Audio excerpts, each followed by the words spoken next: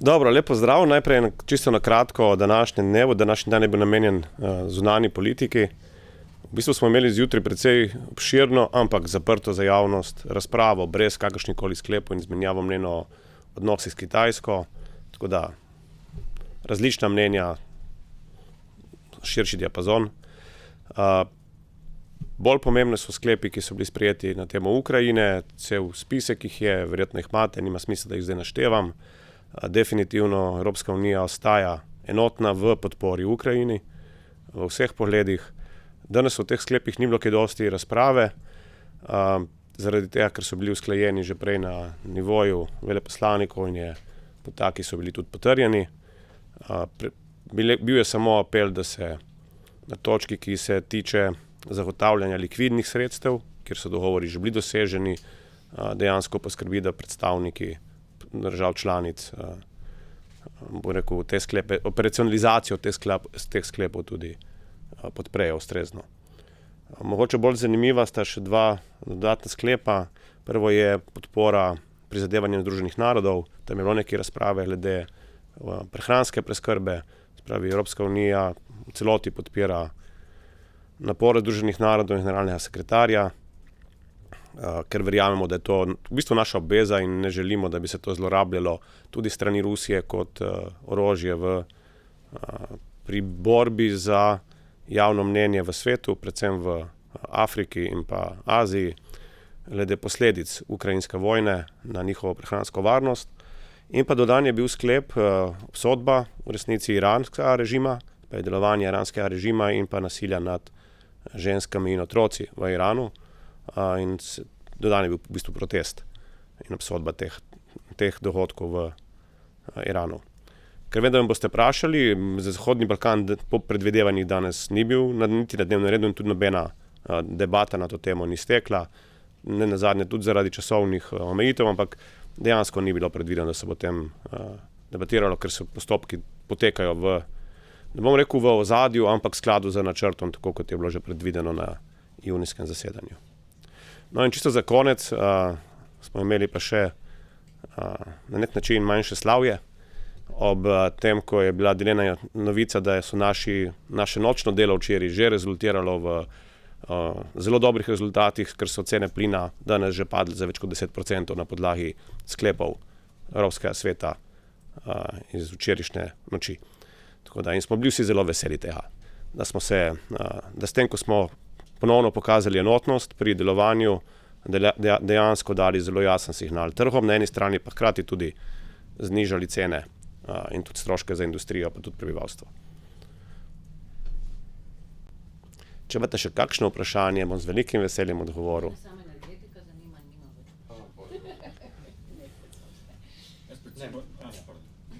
Glede Kitajske me zanima, se to pač neka tema, ki je velika, ampak nekako je v senci vsega drugega, ne. Zdaj zadnja zgodba, ki se mi zdi zelo pomembna, je to s temi polprevodniki, ne. Pač Američani neko omejitev dali za izvoz oziroma jo načrtujejo. Kako vi to vidite v tem kontekstu nekega razmerih novih?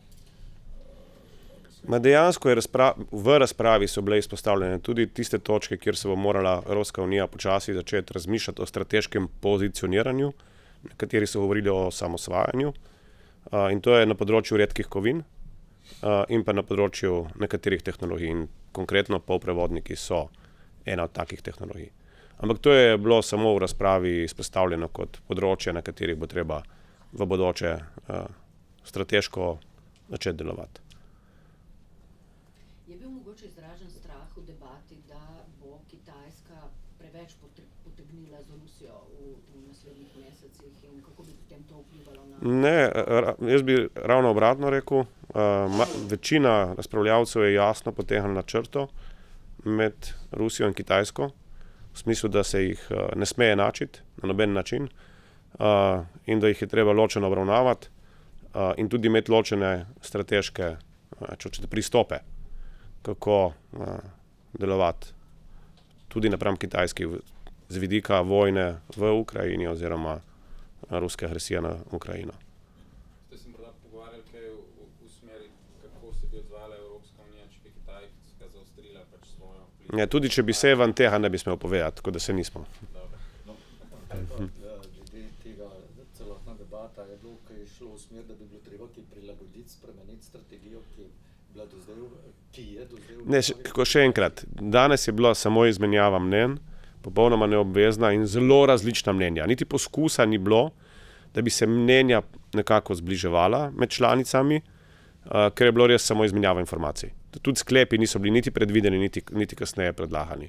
Kar je na nek način skoraj da neobičajno za Evropski svet. Običajno vedno imamo sklepe, vnaprej pripravljene, tudi usklajene in potem se od njih sklepa, na temo Kitajske jih ni bilo. Zakaj se je vam zdi, da je bila potrebna tak način razprave v Kitajski? To je bila mogoče izražena vsaj skrb glede tega, kar je Xi rekel prejšnji teden, glede politike Kitajske do Tajvana. No? Mislim, ali je Evropska unija zaskrbljena zaradi tega novega obdobja? To ni na meni, da govorim v imenu Evropske unije, bom zato povedal to, kar je bilo tudi danes izrečeno. Vsi smo bili zadovoljni, da smo si izmenjali poglede. In to je to. Tudi zaradi tega, ker so res velike razlike med članicami, tako glede prisotnosti Kitajske na njihovih tleh, v njihovi infrastrukturi, v njihovih industrijah, kot tudi v diplomatskih in trgovinskih odnosih, ki jih imajo s Kitajsko. Tle je res cel diapazon možnih različnih odnosov vzpostavljenih. Tako da poenotenje najverjetneje, tudi če bi se poskušalo, je vprašanje, če bi bilo sploh možno. Zato se niti ni poskušalo, s tem, ker se komisija zaveda oziroma predsednik se zaveda različnih pozicij. No, pa obstaja skrb, da bi prišlo do zaostrovanja prav zaradi tega odločnejšega? Saj sem že prej povedal, da tudi če bi to obstajalo, vam tega ne moram povedati. Kaj pa Iran, pa ta Ukrajina, glede tega je bilo koliko debate in v katero smer predvsem? Ne, ti sklepi so bili kot rečeno usklajeni, razen iranski, ki je prišel kasneje, ampak ni bilo, vsi smo bili zadovoljni, da se je ta sklep vključil in nihče ni nasprotoval. Spravi, ni bilo nobene. Obsodili ste nasilje nad ženskami in otroci v Iranu. Na splošno situacijo, da se je sklep je. Bilo kaj govora o dodatnih sankcijah, mogoče trgovinskih sankcijah? Ne, zaenkrat ne. Ta sklep je tak, kot je. Tudi neke širše razprave še ni bilo. Samo še eno vprašanje, ki je pač z energetiko povezano, čeprav kolegica rekla, da smo to že presegli. Me samo zanima glede vaše vloge. Vi ste pač, koliko meni znano, izjema glede na izkušnje, ki jih imate pač z prejšnjega obdobja, da ste res neposredno delovali v energetiki. Kako to potem vašo vlogo spreminja v primerjavi s kolegi, ki pač nimajo tega insighta v stvari? Ali imate potem nek bolj izpostavljen položaj v teh debatah? In zdaj vi pričakujete, da sem jaz v kamero hvalil. To ni moj stil. To me bojo drugi, če bojo hoteli. In če smo vas prav razumeli, potem glede Bosne tudi vi niste nič omenili tega? Ne, ta tema ni bila na dnevnem redu in Ste prišli, ste rekli, da boste nekaj o tem rekli? če bi se pokazala priložnost in bi bil Zahodni Balkan ali migracije ali karkoli na dnevnem redu, napovedovalo se je več točk, ali pa več diskusij, ki pa se potem nobena ni odprla, tudi zaradi časovne stiske, zato se točke niso, dogovor je bil, da se ne dodaja nič, kar ni že na dnevnem redu. Ravno zaradi obsežnosti materije. Mene pa zanima glede te podpore v Ukrajini, govori se o nadaljnji neki trajnostni podpori tudi pri obnovi, glede tega kaj novosti. To, kar je v sklepih zapisano in kar je že nekaj časa znano, tako da ne, nič novega ni bilo danes. Tudi diskusije ni bilo na to temo. Včeraj ste pa govorili o podpori pri obnovi energetske infrastrukture. To je pa poziv Ukrajine, ki je bil dan vsem v bistvu strani predsednika Zelenskega, tudi v njegovem pozivu. To je popolnoma nova stvar in seveda o tem ni v zaključkih, ker je premalo časa. On je dal takrat poziv vsem članicam, ne pomagajo po svojih zmožnostih. Mi smo na podlagi tega že podali poziv na civilno zaščito, kjer imamo, in pa na Ministrstvo za infrastrukturo, kjer imamo neke te opreme, da se pogleda, kaj bi lahko hitro prispevali. Tako da verjamem, da ko bomo naslednji teden bomo lahko o tem že kaj več povedali.